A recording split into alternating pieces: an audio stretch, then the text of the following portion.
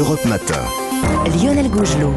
Et comme tous les matins, c'est l'heure de retrouver l'édito sport de Virginie Fulpin. Bonjour Virginie. Bonjour Lionel, bonjour à tous. Alors, où en est-on de la place des femmes dans le sport en cette fin d'année ? Alors, il y a eu des avancées significatives en 2021, mais aussi des reculs et des mauvaises habitudes qui ont la vie dure. Vous parlez, Virginie, de clair-obscur pour ce sport au féminin ce matin. Oui, le verre à moitié plein ou le verre à moitié vide ? Qu'est-ce qu'on regarde en premier ? Oui. Bon, allez, soyons optimistes. À l'approche du nouvel an, le sport au féminin s'est taillé une place de choix en 2021, emmené par des championnes qui ont fait briller les couleurs de la France, notamment. Regardez nos handballeuses, si fièrement juchées sur le toit du monde, championne olympique, vice-championne du monde, tout ça en quelques mois.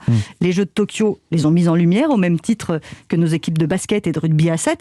C'est important parce que malheureusement, pour exister, les sportives n'ont pas encore d'autre choix que d'être bien présentes au moment qui compte, sinon elles disparaissent des radars, contrairement aux sportifs qui peuvent, eux, rater une marche sans qu'on les place aux oubliettes. Ouais. Cette année 2021, c'est aussi le premier Paris-Roubaix au féminin, en attendant le Tour de France l'été prochain. Donc, on a beaucoup d'occasions de se réjouir. Le cyclisme féminin a longtemps roulé à l'ombre des garçons. Aujourd'hui, j'espère bien que plus personne ne se demande ce qu'elles font sur un vélo. Il y a eu une vraie volonté des organisateurs de courses, ASO pour ne pas le nommer, parce que ça demande de l'investissement. Pour l'instant, une course féminine ne rapporte pas d'argent, elle en coûte pour l'instant. Mais ils ont compris qu'il fallait passer par cet investissement pour en récolter les fruits plus tard. Alors tout ça c'est bien beau, Virginie, le problème c'est qu'il y a encore des réticences. Ce ne sera pas la peine de chercher l'AS Bayonne. Dans le classement de l'élite 1 féminine de rugby, le conseil d'administration du club a déclaré forfait. Pour le reste de la saison, il y a plus d'un mois déjà, les joueuses avaient osé faire grève et boycotter une rencontre de Coupe de France contre le Stade Toulousain pour protester contre leurs conditions d'entraînement et le risque pour leur santé. Que n'avaient-elles pas fait là ?